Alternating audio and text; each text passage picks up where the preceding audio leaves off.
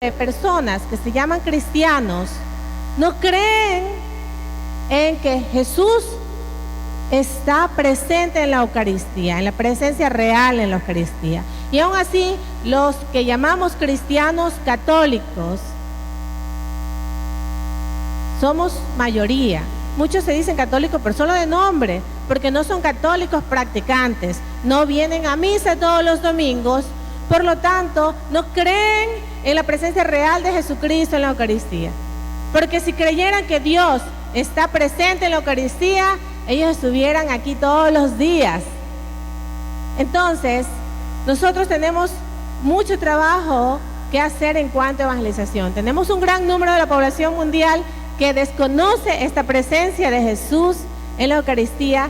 Por lo tanto, nosotros debemos de tener como cristianos la Eucaristía como fuente y cima de nuestra vida, dice la Lumen Gentium. Vamos a ver qué dice la Biblia respecto a la Eucaristía. Jesús instituyó la Eucaristía, eso lo vemos en los 4 evangelios. Vamos ahora a estudiar en Lucas capítulo 22, versículo 19.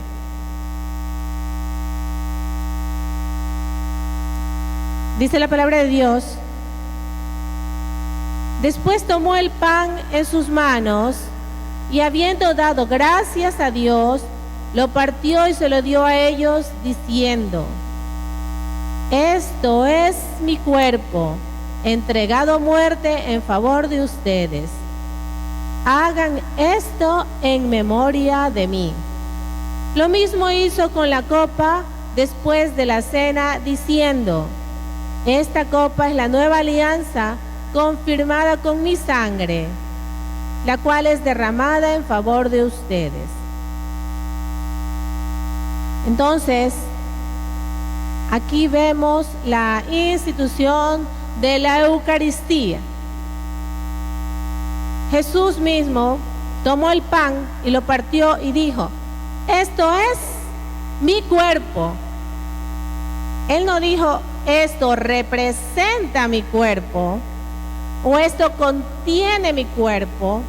Él dijo: esto es mi cuerpo. ¿Qué tenía en la mano Jesús? Jesús tenía en la mano lo que parecía ser pan y lo que parecía ser vino, pero que en ese momento que pronunció las palabras se transformó en el cuerpo y la sangre de Jesucristo. Como decía San Agustín, nuestro padre de la iglesia, que en ese momento de la última cena,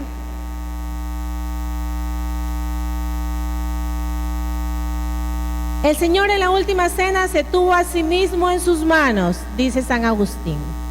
El Señor en la última cena se tuvo a sí mismo en sus manos. Entonces, dice: esto es mi cuerpo. Ahí está la clave.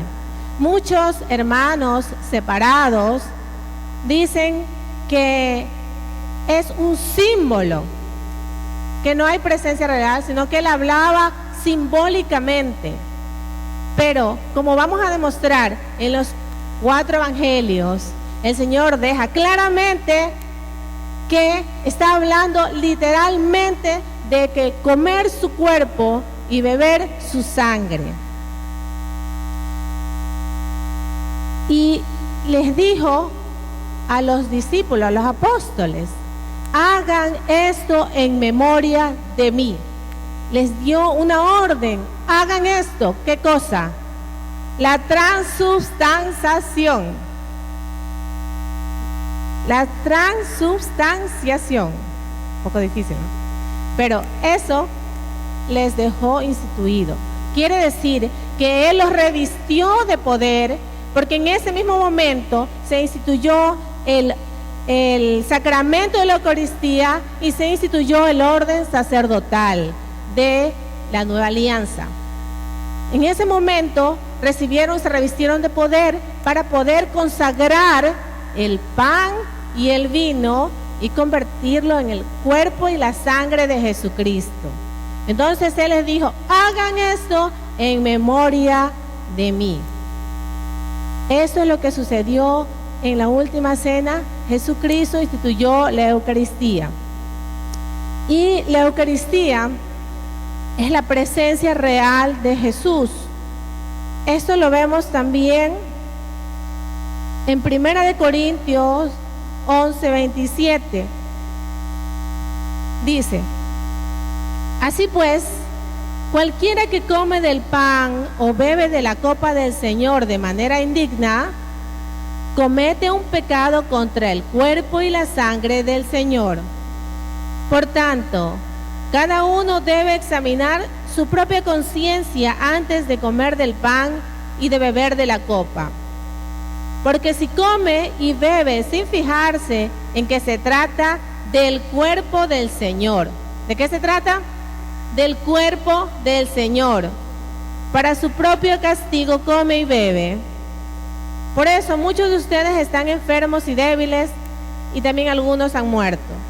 Entonces aquí San Pablo le dice a los corintios y a nosotros, ¿no? También, que el que come y bebe de manera indigna, para su propio castigo come y bebe. ¿Qué está hablando aquí? De la presencia real de Jesucristo en la Eucaristía. Dice que se trata del cuerpo del Señor. Si usted come y bebe sin fijarse que se trata del cuerpo del Señor, para su propio castigo come y bebe cuando lo hace indignamente. Entonces, la Biblia claramente dice que se trata del cuerpo de Jesucristo, ese pan, que ya no es pan. En el momento de la consagración ya no es pan. ¿Qué es lo que sucede ahí? Que el pan se convierte en el cuerpo de Cristo, conservando la misma forma. Usted ve un pan que sabe a pan, pero que es el cuerpo de Cristo. Inclusive podemos observar muchos milagros eucarísticos donde la hostia, se ha visto hostias sangrantes. Inclusive ha habido científicos que han examinado esta parte de la hostia sin saber que era una hostia consagrada. Y después han dicho, oiga, este de aquí es un tejido del miocardio, que es el músculo del corazón, sin saber que era la hostia. También vamos a ver en 1 Corintios 10:16, que dice, cuando bebemos de la copa bendita, por la cual bendecimos a Dios, participamos en común de la sangre de Cristo. Cuando comemos del pan que partimos, participamos en común del cuerpo de Cristo. Entonces aquí estamos hablando del cuerpo de Cristo y de la sangre de Cristo, que claramente lo dice en la Escritura. O sea, no es simbólico. Es literalmente que nosotros debemos de comer el cuerpo de Cristo. Y más aún en el Evangelio de San Juan, capítulo 6, casi todo el capítulo 6 habla referente a la Eucaristía, a Jesús como pan de vida, a Jesús como alimento. En el capítulo 6 Jesús está preanunciando lo que va a hacer en la última cena, preanunciando la Eucaristía. Entonces Jesús dice en San Juan 6, en más de 40 versículos, habla de la Eucaristía. Y dice en el capítulo 6 de San Juan, versículo 51 en adelante, dice, yo soy ese pan vivo que ha bajado del cielo. El que come de este pan vivirá para siempre. El pan que yo daré es mi propia carne y lo daré por la vida del mundo. Los judíos se pusieron a discutir unos con otros. ¿Cómo puede este darnos de comer su propia carne?, decían. Imagínense, qué escándalo para ellos. ¿Cómo puede darnos este de comer su propia carne?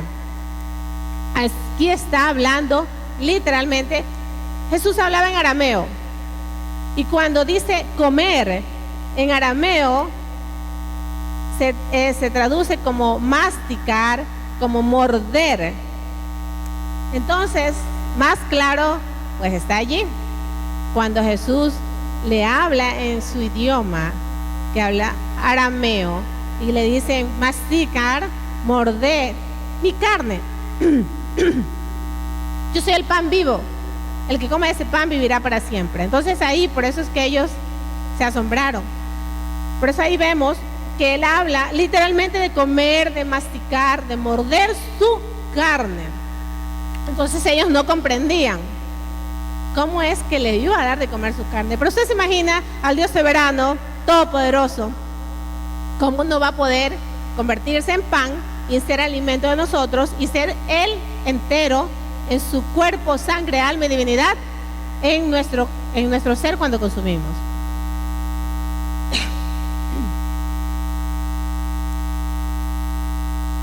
Más adelante, en el mismo versículo 6, él afirma, dice, ¿por qué?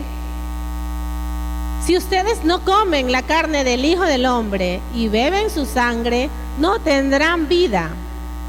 El que come mi carne y bebe mi sangre tiene vida eterna y yo lo resucitaré en el último día. ¿Por qué? Insiste Jesús, dice, mi carne es verdadera comida y mi sangre es verdadera bebida. Está hablando verdadera comida y verdadera bebida.